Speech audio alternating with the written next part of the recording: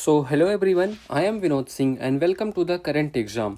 सो आज की क्लास में हम 28 जून का द हिंदू के एडिटोरियल से इम्पोर्टेंट वोकैब्स करने वाले हैं। तो एपिसोड नंबर 13 में आप सभी का स्वागत है। तो चलिए बढ़ाते हैं एक कदम वर्दी की ओर, आ जाइए। सो देखो, लास्ट क्लास में हमने कौन कौन से वर्ड किए थे। स्पैट किया था। स्पैट मीन्स मतलब जो छोटा मोटा जो झड़प हो जाती है ना बात करते करते, और एज ए वर्ब हम इसको थूकना भी यूज करते हैं। आर्टिकुलेटेड मतलब स्पष्ट रूप से व्यक्त करना, मतलब स्पष्ट कहना, जो भी है आपको साफ सुथरा कह देना।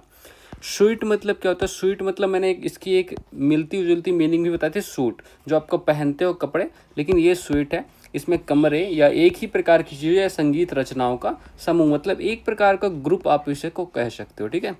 डिसीव क्या होता है? डिसीव मतलब धोखा देना होता है, छल करना, भ्रमित करना। इन्थ्यूज मतलब उत्साहित करना, जोश भरना, उल्लास प्रकट करना। तो ये सारे वर्ड आपने कर लिए थे। ठीक है। तो चलिए आज की क्लास का पहला वर्ड देखते हैं। तो पहला वर्ड है आपका कॉबेट। ठीक है। तो कॉबेट मतलब आपने मे बी इसको सुना हो आपने कभी। तो एज अ वर्ब हम इसका यूज करने वाले। ठीक है। तो एज अ वर्ब हम इसका यूज करने वाले हैं, ये तो आपको पता है। ठीक है। चलो, और इसकी मीनिंग क्या होगी? टू स्ट्रांगली डिज़ायर समथिंग, मतलब किसी चीज़ की लालसा करना, बहुत तेज़ी से उस किसी चीज़ की इच्छा करना। Specially something that belongs to someone else, मतलब जो किसी और के पास है। मतलब तुम्हें अपने दोस्त की घड़ी पसंद आ गई, आप उसकी लालसा कर रही, काश ये मेरे पास होती है, और आप उसको सोचते भी हो कि यार चुरा लूँ क्या इसको मैं, ऐसा कुछ। तो किसी चीज़ की लालसा करना, तीव्र इच्छा करना, मतलब कॉबेट। कॉबेट मतलब ये होता है। ठीक है। लालसा करना, लालसा उपयुक्त वर्ड है, बहुत अच्छा है। एग्जाम्पल्स देखते हैं। तो ये देखो, इस बंदे की नज़र क्या है, इस बच्चे की नज़र है इस ट्रॉफी पे, मतलब वो चुराना चाहता है इसे। किसी चीज़ की लालसा करना, विशेष रूप से जो किसी और की हो, मतलब किसी और की कोई चीज़ चुराने की इच्छा रखना।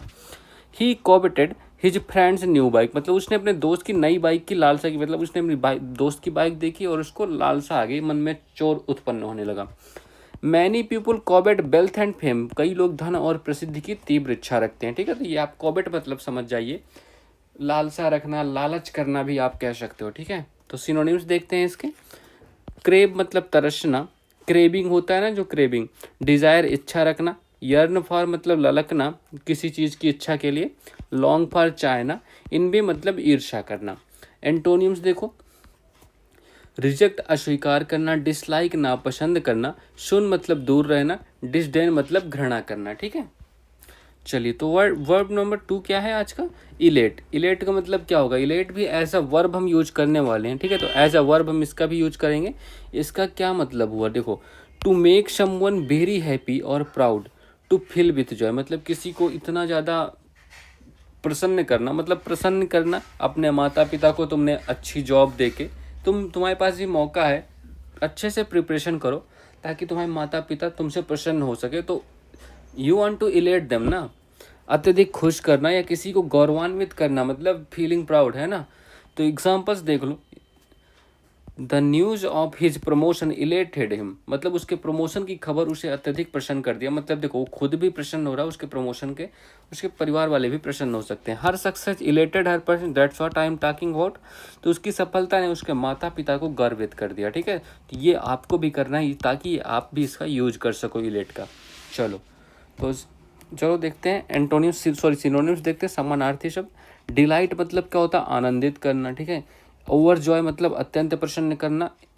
एक्सेलरेट मतलब उल्लसित करना, ये भी प्रसन्नता का एक प्रकार है। अपलिफ्ट मतलब उत्साहित करना। अब एंटोनिम्स देखो भाई। डिप्रेस मतलब उदास करना। सैडन मतलब दुखी करना। डिस्करेज मतलब हतोत्साहित करना, जब आप फेल होते हो तो आप नहीं, आपका परिवार भी हतोत्साहित होता है आपके साथ। तो सिर्फ आप मेहनत नहीं कर रहे हो, आपका परिवार भी आपके साथ लगा हुआ है। तो अपनी ना से अपने परिवार की सोचो और do great things in life, है ना। चलो, तो वर्ड नंबर 3 क्या है? रिवर्ड। रिवर्ड क्या है? रिवर्ड का मतलब क्या होता है सर? तो रिवर्ड का मतलब देखो, टू बी डीपली रिस्पेक्टेड और एडमायर्ड, मतलब पूज्य, अत्यधिक सम्मानित। स्पेशली ड्यू टू एज, मतलब एज के कारण आपको सम्मान मिल रहा है, मतलब बूढ़े वृद्ध लोगों को सम्मान मिलता है ना।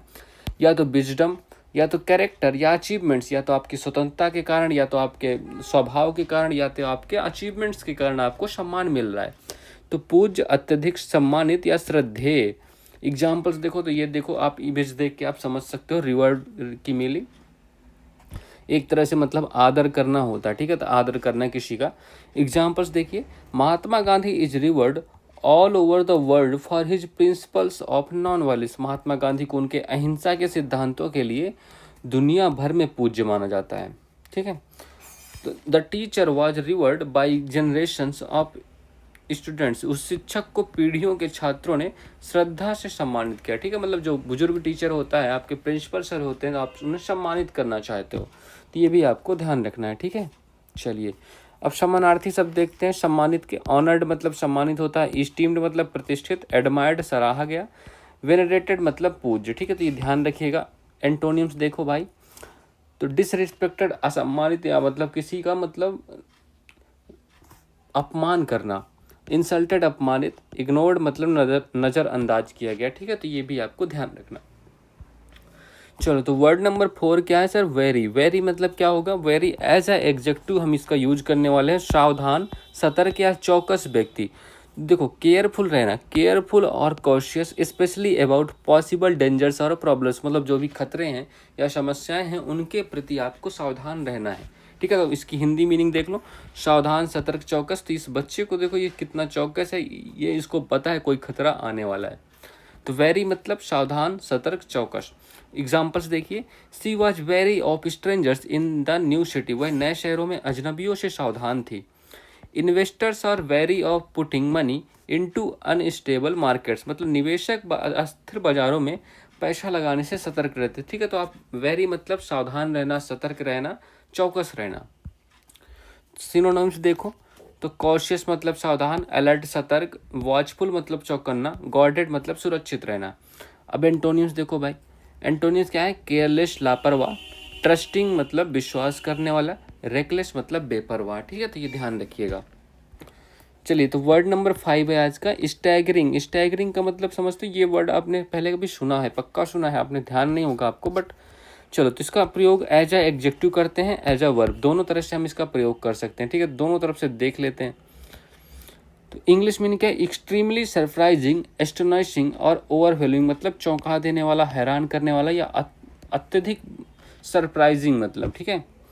और एज अ वर्ब क्या हम? टू वॉक और मूव अनस्टेडी, मतलब लड़खड़ाते हुए चलना, डगमगाना, यूजुअली ड्यू टू वीकनेस और इंजरी, या तो किसी कमजोरी की या किसी चोट की वजह से आप लड़खड़ा कर चल रहे हो, तो ये भी आप होता है। तो ये दो मीनिंग आपको ध्यान रखना है स्टैगरिंग की।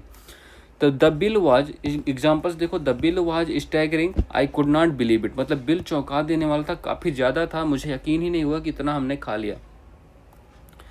The injured player came staggering of the field, घायल खिलाड़ी मैदान में लड़खड़ाता हुआ बाहर आया। तो ये सब आपको ध्यान रखना है। स्टैगरिंग की मीनिंग चौंकाना और लड़खड़ाते हुए चलना, दोनों ध्यान रखना है, एक से काम नहीं चलने वाला। सिनोनिम्स देखो, ये सिनोनिम्स पहले आपको चौंकाने के लिए हैं और दूसरा लड़खड़ाते हुए चलने के लिए, ठीक है। तो ये भी आपको देख लो।